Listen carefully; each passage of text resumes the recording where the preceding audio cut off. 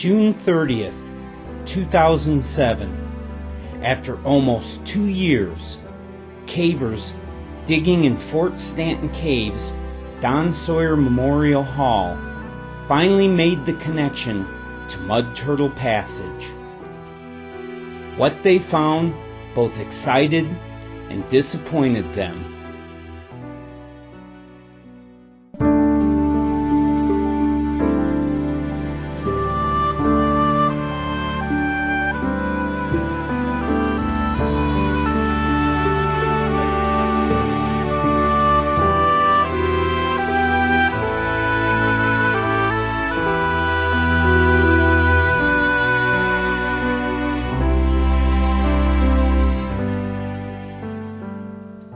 The story begins in the early 1970s when a group of cavers, including John Corcoran, Robbie Babb,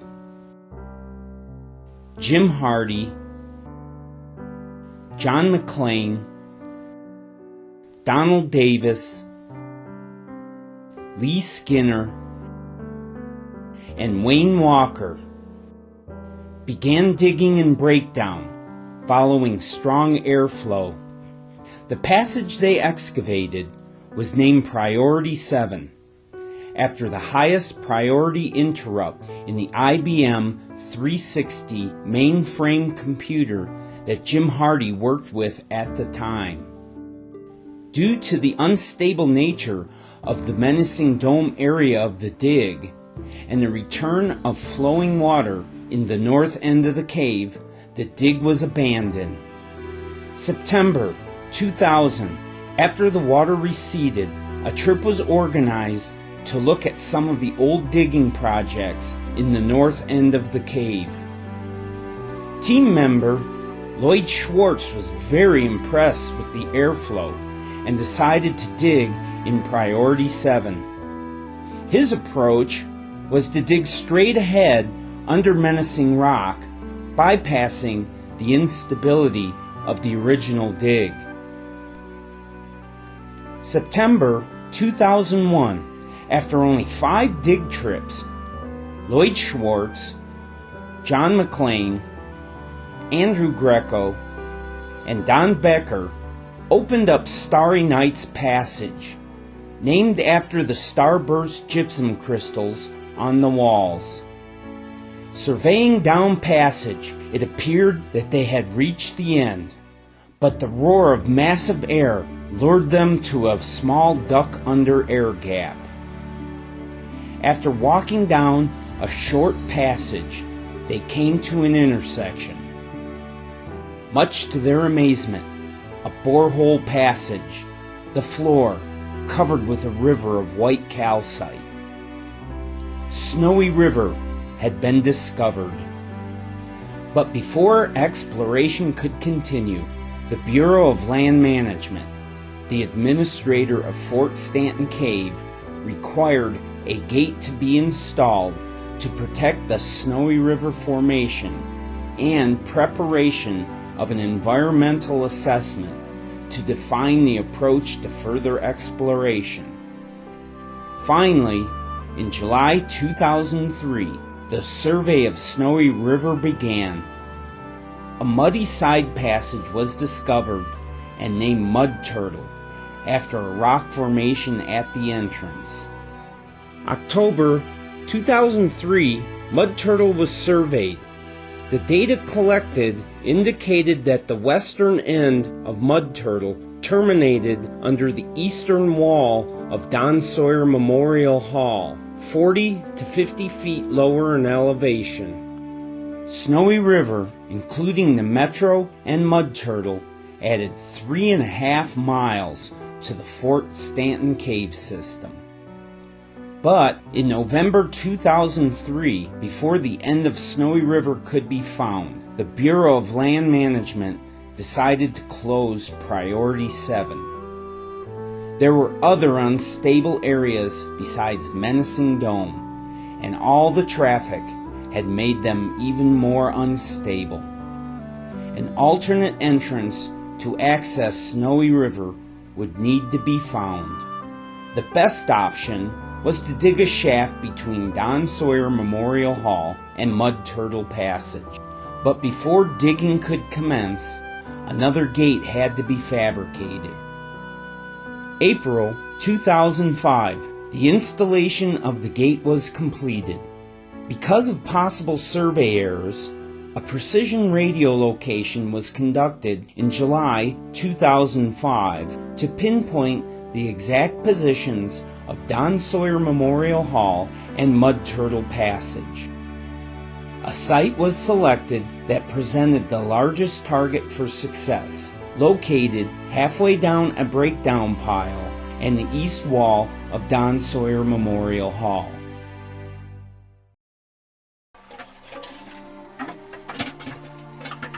Digging began in October 2005 by members of the Fort Stanton Cave Study Project.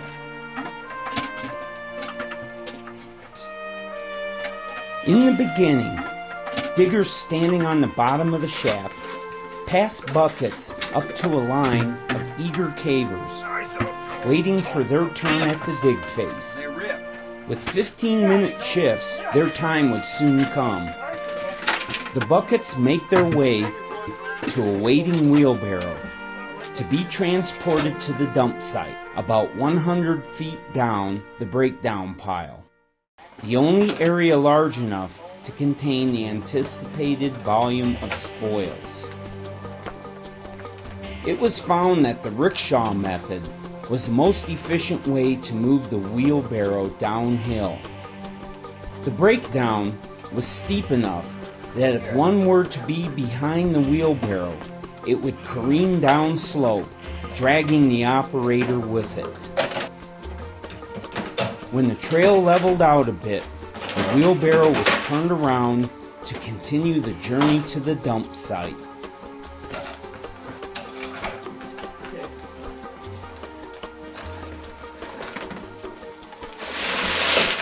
Landscaping cloth was used under the spoils pile to prevent the native soil from being contaminated by the addition of material removed from the dig shaft.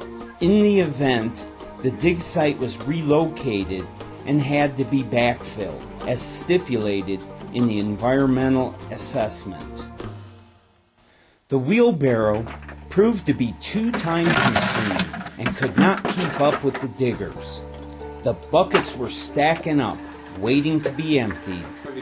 In May 2006, Donald Davis and John McLean constructed a bucket tram to increase the speed of transporting the spoils. Finally, the buckets were being dumped as fast as the diggers could fill them. The spoils pile grew. Soon the landscaping cloth was completely covered. To stabilize the dig shaft, temporary bracing was constructed out of wood. The plywood is marked on the outside, and the 2x4s are placed on the inside of the bracing. The plywood was cut on the surface to a standard 2-foot height for easier transport, as the dig site was almost a mile from the entrance. Screws are started by tapping with a hammer along the marked lines. The 2x4s were cut on site to fit either sides or ends. A battery-powered drill is used to drive the screws through the plywood and into the 2x4s.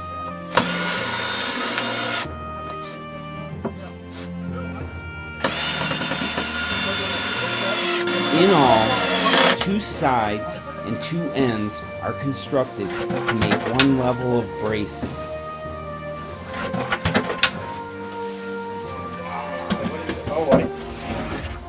After completion, the panels are transported from the assembly area to the dig shaft and passed to the installers standing on the bottom of the shaft. Steve Pierman, the caver with the blue helmet, supervised the fabrication and installation of the bracing. Oh, I used to be a framer. I might have built your house in Las Cruces. Is that why it's falling apart, huh?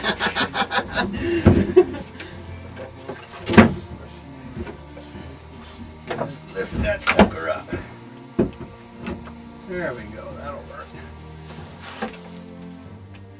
The panels are fit together by prying and hammering, and then screwed together with the deck screws to temporarily hold them.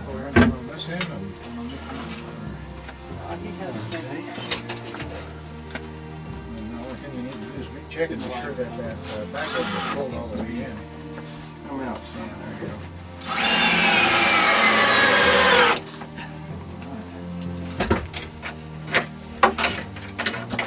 Then, a 3/8 inch hole is drilled through the 2 layers of bracing, and carriage bolts are inserted into the holes to firmly lock the bracing together. As the dig progressed, the shaft became too deep to pass buckets by hand. An A-frame hoist was installed on the bracing to facilitate the removal of dig spoils. Wayne Walker, standing on the bracing, supervised the dig face operations. The environmental assessment stated that the finished shaft would be no less than 36-inch inside diameter. In the event of a rescue operation, there would be enough room for a litter and rescue personnel. Yeah, let's get clear. Okay.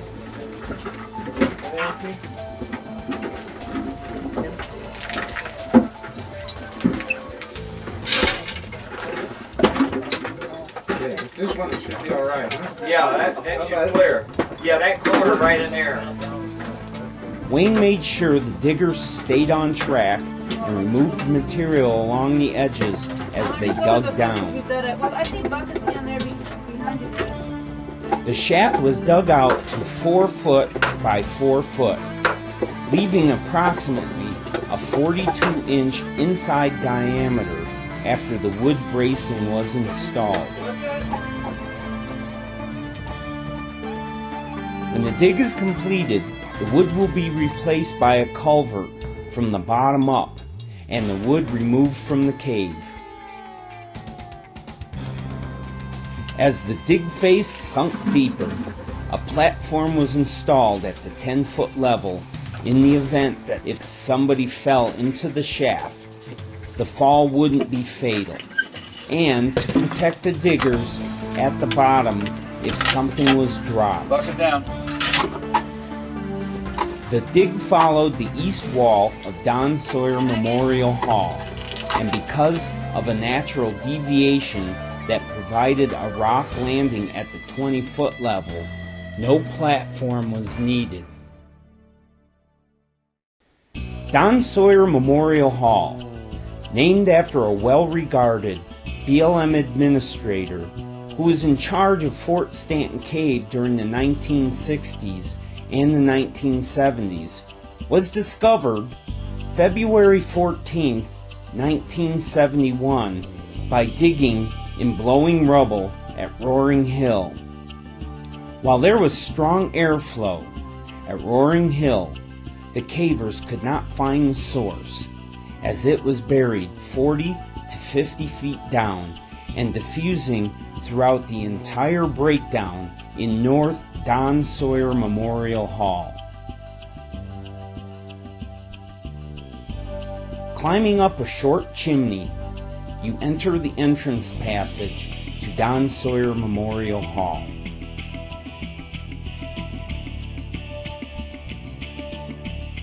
The original passage didn't meet the 36-inch requirement of the environmental assessment.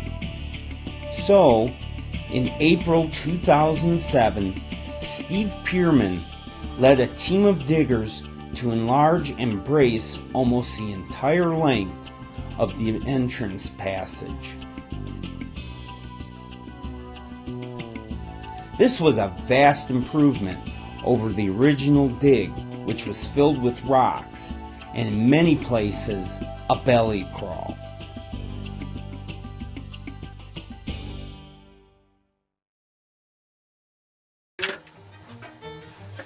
Meanwhile, at the dig face, the diggers were relentless, hammering on rocks to break them into manageable pieces, prying and digging with shovels and bare hands. They filled buckets.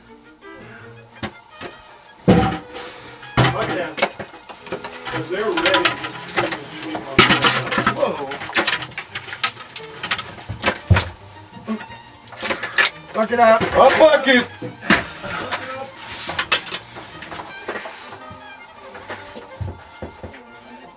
Clear. Brimming with spoils, the buckets travel up rope, where they are passed to the waiting bucket tram to continue the journey to the spoils pile. Bucket!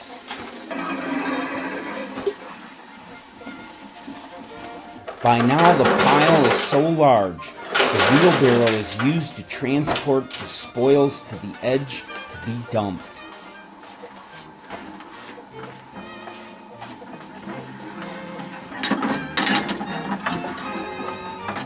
The empties make their way back to the A-frame hoist and lowered to the waiting diggers. Get down. Buck down. By the April 2007 expedition of the Fort Stanton Cave Study Project, the dig shaft was at the 35-foot level. We knew we were close to a breakthrough. We could feel the increase in the airflow. Call it digger's intuition, but we knew we were near. But success eluded the expedition. Saturday, June 30th, 2007. After digging a little later than normal, breakthrough, a small lead, the fruits of our labor finally realized. Members of the Fort Stanton Cave Study Project crawl from Don Sawyer Memorial Hall to Mud Turtle Passage, the gateway to Snowy River. Through breakdown from Don Sawyer, covered with 18 inches of mud from Mud Turtle, to Turtle's End, the meeting place between the two cave passages. The exit between survey markers SRT 24 and SRT 25. The breakthrough occurred exactly where the radio location predicted, a testament to its accuracy. It was a night for celebration, but it would have to wait. It was after 8 p.m., and with a 2-hour trip to the surface, it was time to leave. Reluctantly, we started to climb out, leaving Mud Turtle behind.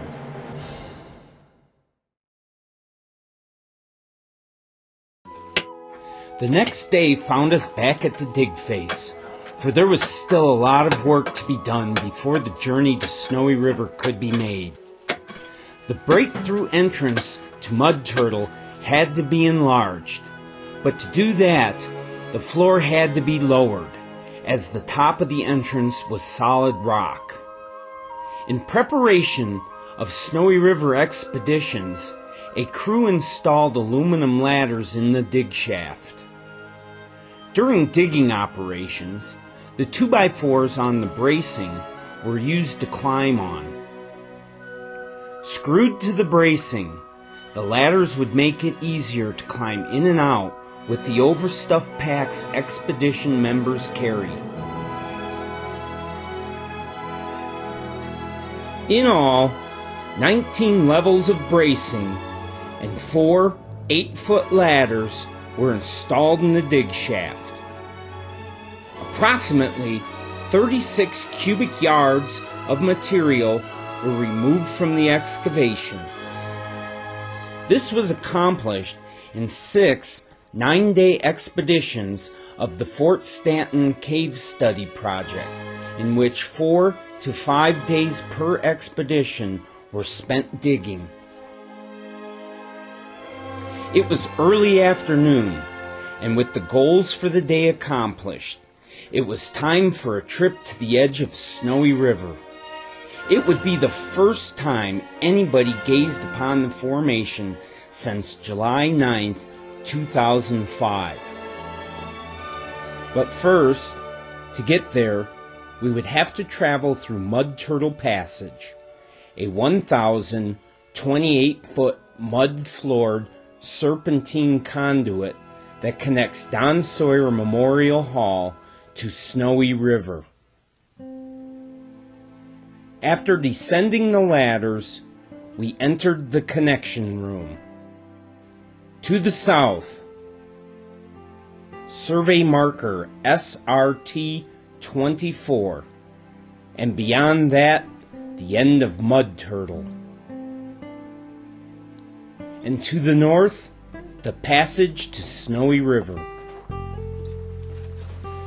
With a strong airflow in our faces, we hit the mud and began to crawl through a paleo sump. At first, a small stream channel allows a hands and knees crawl. But by the end, we were on our bellies, inching along, pushing our packs in front of us. The mud made it difficult, too dry to slide on, just wet enough to stick to. We entered a small room with an incised laminated mud bank, probably carved out by the same water that formed the stream channel. The walls covered with mud and gypsum crystal. On the other side of the room, the passage continued with another low crawl. Exiting the crawlway, we were finally able to walk upright, and we meandered down passage, where we encountered another room. This one, decorated with stalactites up to 5 inches long, the only significant concentration in all of Mud Turtle. A little further into Mud Turtle, we found another incised laminated mud bank. Only this one had a white layer with tan-colored banding, different from the typical mud we had encountered before. At the foot of the bank, sculpted rock, evidence of past water flow. On the other side of the trail, angular laminated mud chunks, eroded from the mud bank, spread across the floor of the passage. And a few feet further down the trail, more mud chunks, these partially melted into the floor. Continuing on our way, we passed through more walking passage until we came upon the mud trays. Maybe not a tray in a classic sense, as a classic tray is a flat-bottom speleothem formed by evaporation and capillary action from the bottom up and outward. But their flat bottoms, reminiscent of the trays in other caves, give them their name. Hanging from the ceiling, they adorn the passage as we walk the final stretch to Snowy River. With one last hands and knees crawl, we push on. Rounding the final bend in the trail, we're there. Snowy River lies before us, and much to our surprise, there is water in Snowy River.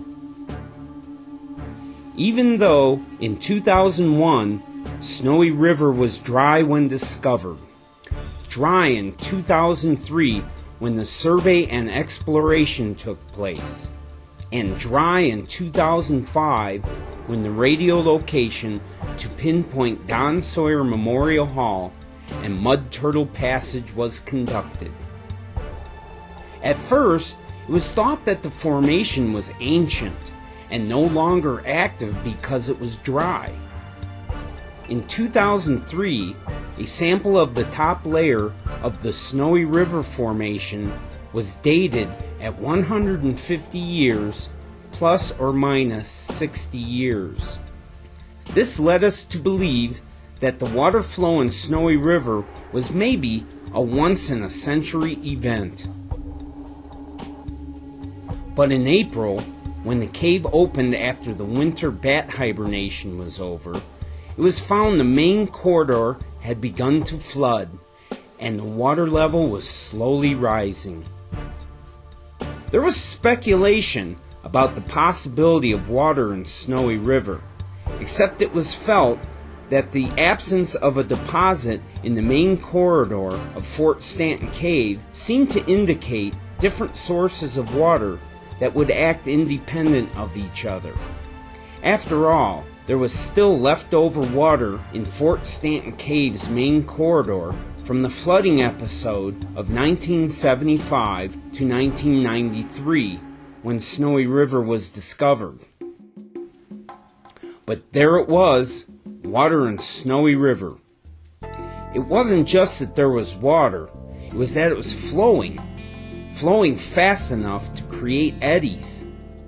And the fact that the water was no higher than the formation's upper edge, even though the water in the main corridor can range from a trickle to over 12 feet deep. Yep, we were surprised and excited actually seeing Snowy River in action and the opportunity for science to be conducted on an actively forming Snowy River. But at the same time, disappointed, for the unfinished survey and exploration would have to wait. We were not to enter the water until the water and biological samples were processed, and if anything exotic was found, we might not be allowed in the water at all for fear of biological contamination, and the water could last for years to come. But we still had a lot to keep us busy. The dig shafts still needed to be lowered to the bedrock floor in Mud Turtle Passage for the permanent culvert's foundation. Water depth in both main corridor and Snowy River needed to be monitored, and the water and biological samples needed to be taken. Excitedly disappointed, we turned and left Snowy River behind to report our findings to the project members on the surface.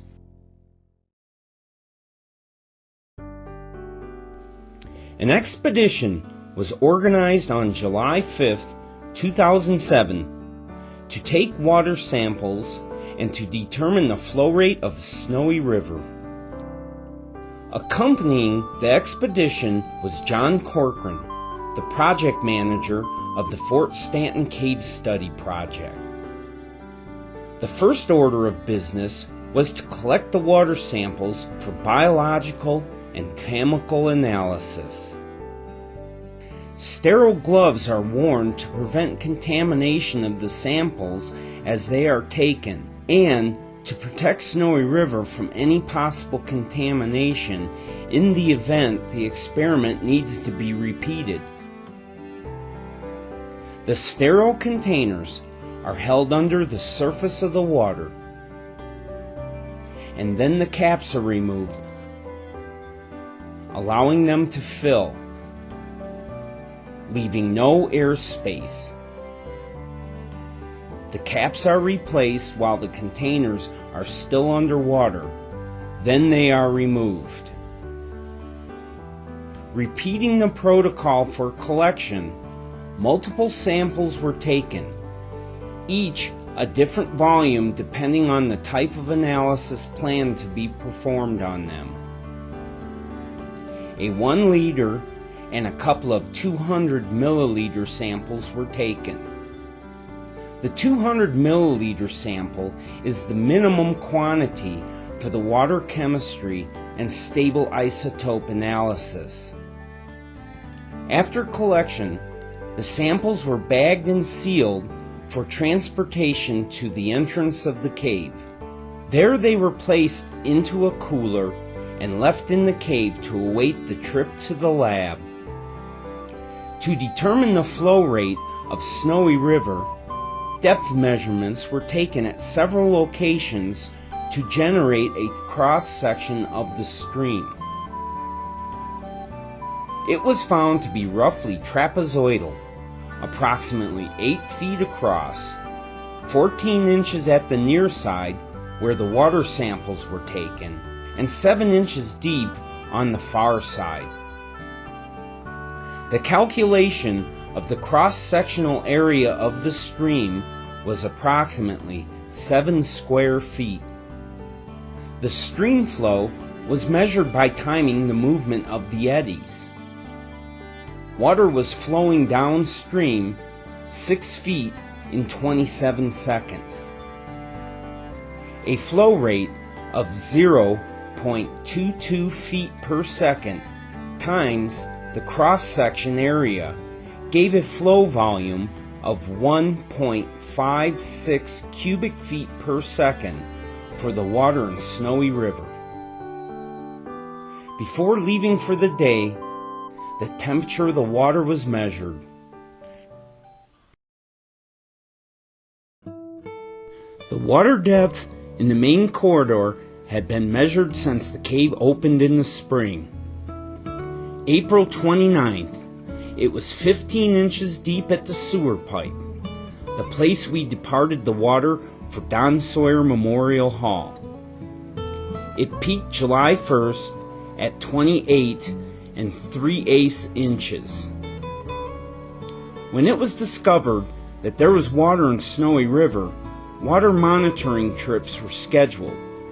Paul Dunlap volunteered to do the measuring. July 7th, there was 14 3/4 inches of water in Snowy River. August 11th, the first formal water monitoring expedition, the water level measured 14 1/4 inches, a drop of a half inch. The next scheduled monitoring trip was on September 29th. The sewer pipe measured 19 3/4 inches, and Snowy River was down to 13 1/2. By now, it was becoming obvious that the water level was dropping. Stark white, the edge of Snowy River stood out from the formation still immersed in the green-tinted water. The top of the island, which barely poked out of the water, was fully exposed to the air.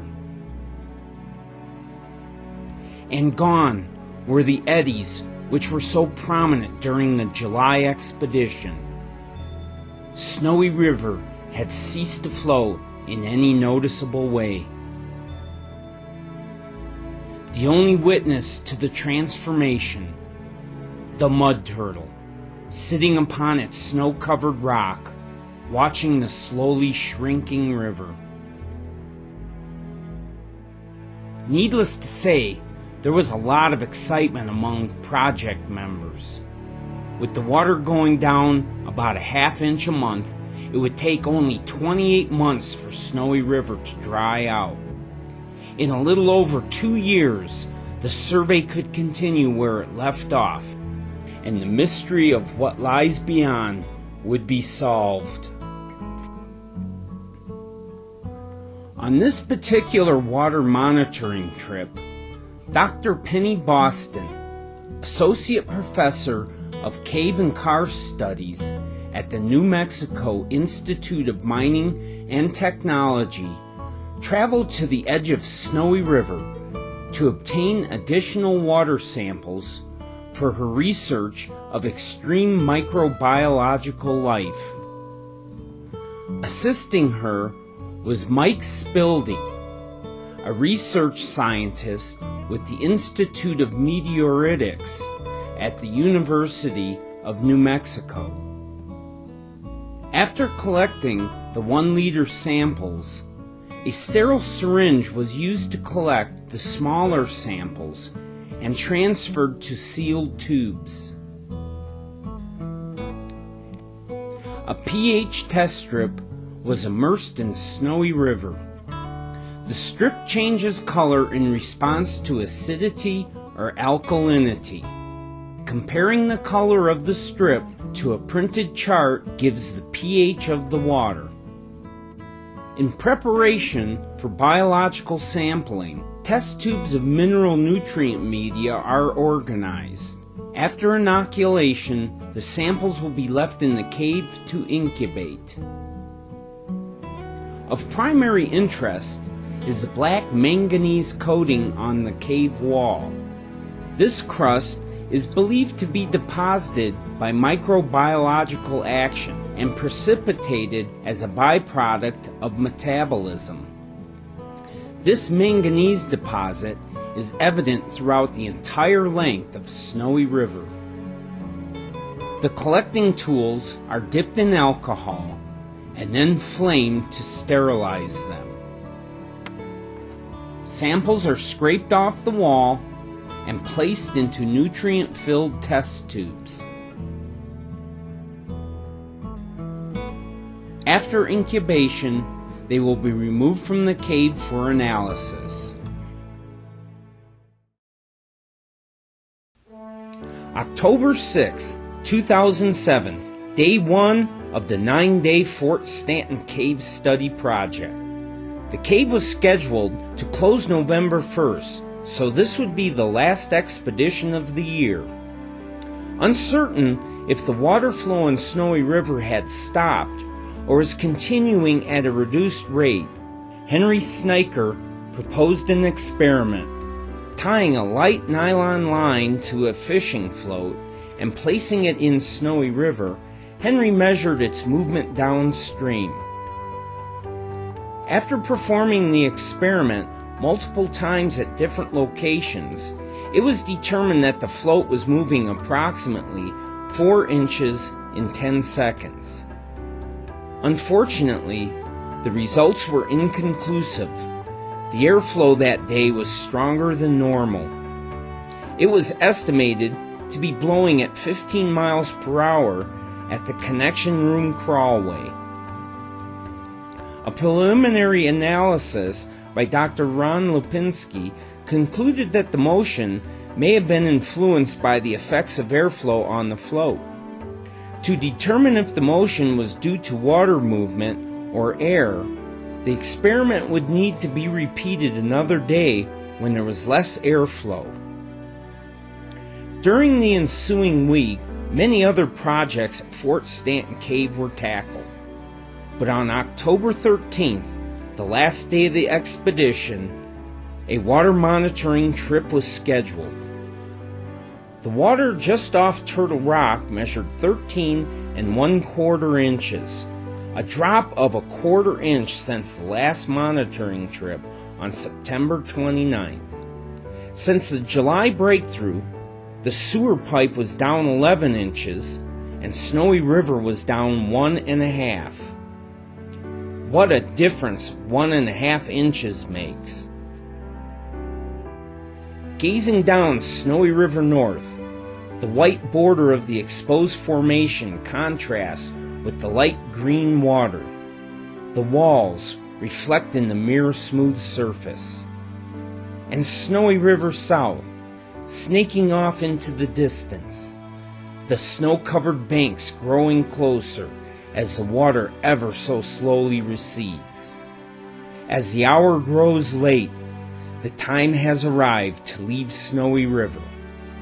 The expedition is in its twilight hours, but hopes are high, for the water level continues to descend. But the story isn't over yet. October 30th, one day before the cave was closed for the bat hibernation, a final water monitoring trip was scheduled. Paul Dunlap and James Sipple were the first to arrive at Turtle Junction, and they were totally unprepared for what they found. Snowy River was dry. No water, not even a trickle. No puddles either. Needless to say, we were all blown away by the news. Everybody had assumed it would take years to dry out. After falling a half-inch per month from July to October, 13¼ inches of water disappeared in a little over 2 weeks. Where did the water go? How did it dry out so quickly? What is the source of the water?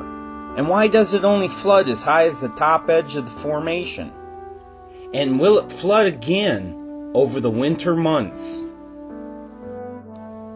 These are all questions we hope to answer in 2008 when expeditions to Fort Stanton Caves, Snowy River resume.